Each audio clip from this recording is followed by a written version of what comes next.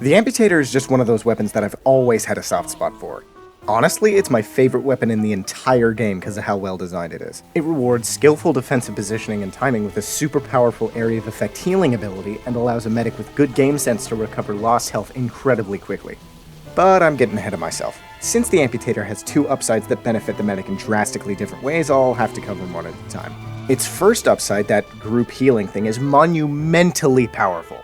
Right-clicking with the Amputator allows you to heal anyone within its range at the same rate as the Medigun at the cost of standing completely still for about 4 seconds. To put that into perspective, it's the equivalent of being able to connect your entire team to your Medigun at the same time, all the while building Uber at a pretty substantial rate. That group heal is especially powerful when used on a team with good communication, so it's kinda confusing to me that nobody uses the Amputator in competitive mode. That being said, an Amputator medic is super weak against spies because of its damage penalty and the fact that it forces you to stand still for so long. For example, in this clip I had just gotten away with a couple of bold Amputator plays, so I was feeling pretty cocky. Here I assume that my team is going to protect me, because, I'm already healing them. My assumption is proven wrong, however, as this single obvious spy walks right past this guy here, kills me immediately, then casually applies a sapper to this NG stuff, which is also not being protected.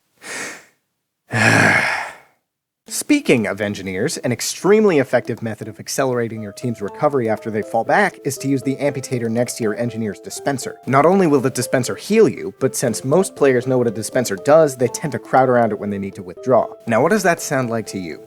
Multiple hurt teammates crowding around a central point. That's exactly the kind of thing the Amputator was designed for, right? Things like that are why the Amputator is so good on defense, because mobility is less effective while staying together and holding your ground is more so, hence the Amputator's effectiveness when paired with the Engineer. It just makes sense that a supportive defense weapon, the Amputator, would synergize so well with a defensive support class, the Engineer. The Amputator's second upside grants the medic 3 extra points of passive health regen, capping out at a maximum of 9 health per second once fully ramped up, as long as it's the active weapon. That's just 3 health shy of a small health kit every 3 seconds at the press of a single button. Now, I'm not totally convinced that the passive health regen boost is being taken full advantage of, most likely because it feeds into a pretty common argument against the weapon. 2 of the most reasonable arguments I regularly see against the Amputator are that the health regen only activates when you hold the weapon, which distracts the medic from healing his teammates. Sound familiar? And that the health regen takes too long to ramp up. Like the overdose video, I have a couple of counter-arguments that tend to change minds whenever they're brought up. Firstly, after enough practice with the weapon, a good medic should be able to balance healing themselves with healing their teammates pretty well. A reliable self-heal is only a button press away anytime you need it, which is insanely powerful compared to some of the other self-heal options in the game. Secondly, once your base health regen ramps up to 6 health per second, you can switch to the Amputator to immediately jump to 9 health per second, bypassing a good chunk of that regen ramp-up time. Another common point I hear against the Amputator is that it really messes with how you deal with spies. That 20% damage penalty I mentioned earlier breaks the standard 2 melee hit damage threshold for light classes, making an Amputator medic even more vulnerable to a garden variety pub spy. This can be easily sidestepped by realizing that getting within melee range of a spy in the first place is generally not a very good idea, especially for medics. Besides, that damage penalty can be negated by pairing it with literally any primary. On that note, what should you equip with the Amputator? Well, since you should only really use the Amputator on defense most of the time, I would recommend that you pair it with the stock syringe gun because of its aptitude at killing spies, the Amputator's greatest weakness.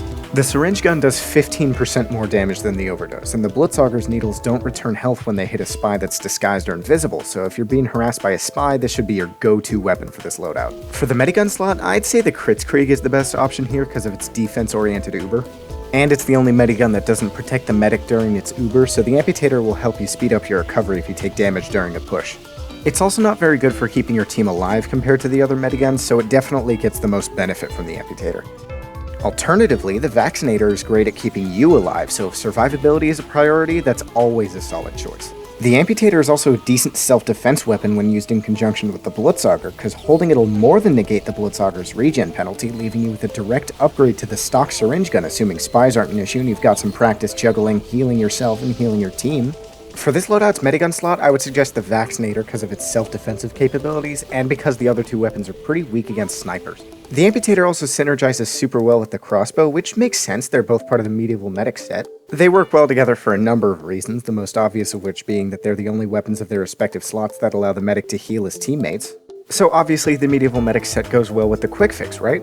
Well, yeah, the Quick Fix with the Medieval Medic set is great for when your team needs as much healing as possible, like on Harvest, for example, or another map where things get pretty hectic pretty quick. For this particular loadout, though, the Quick Fix is generally going to be overkill, because you'd already be healing really efficiently without it, so you'd probably benefit more from something with more overheal. So most of the time I would recommend pairing the Amputator and the Crossbow with the Kritzkrieg or the Vaccinator for sort of a hunker down and defend loadout. Anyway, that's not really what I wanted to talk about here, because the Amputator and the Crossbow synergize for another very important and seemingly pretty unknown reason. The Crossbow completely negates the Amputator's damage penalty if used correctly. See, if you hit a light class with a crossbow bolt, you'll have done a minimum of 38 damage in a split second. Now, you've broken past the extremely important damage threshold that a lot of medics complain about, and you're able to kill that light class with your Amputator in 2 hits. Interestingly, this only applies to the Amputator, because the Ubersaw doesn't have a damage penalty, meaning it usually makes little to no difference whether you bolt a light class or not before going in for saws if you're using the meta. Unlike most of Medic's other weapons, the Amputator rewards you heavily and immediately for good positioning. A medic using the Amputator has to frequently switch their mindset to that of an engineer when positioning themselves. This is because of a rule of thumb that basically every medic who takes the weapon seriously knows by now, which is that a good dispenser spot will always be a good Amputator spot. Dispensers and the Amputator were both designed to heal large groups of teammates at once, and both get a boost in effectiveness when positioned well. With this fundamental similarity in mind, it should be pretty easy to identify a good spot to stop and group heal for a bit when the game state demands it. For example, behind this wall on Double Cross, on these control points on Dust Bowl, on this control point on Viaduct, and behind this screen on Suijin are all good spots to stop and taunt. These positions are so good because A, they're behind cover, B, your team only needs to worry about these flank routes, and C, it'll be significantly harder for a pub spy to kill you when your back is against any of these walls. Now, these of course aren't the only viable places for the healing taunt. Each map has several powerful positions to use it on, most of which can be identified by considering these criteria. Does the position heal as many teammates as possible without putting your own life in unnecessary danger? Are spies, snipers, and scouts unable to kill you from an adjacent exit? Does the healing effect cover the objective or a path leading to it? If all these criteria are met, then that spot's probably worth using the Amputator on when the going gets rough.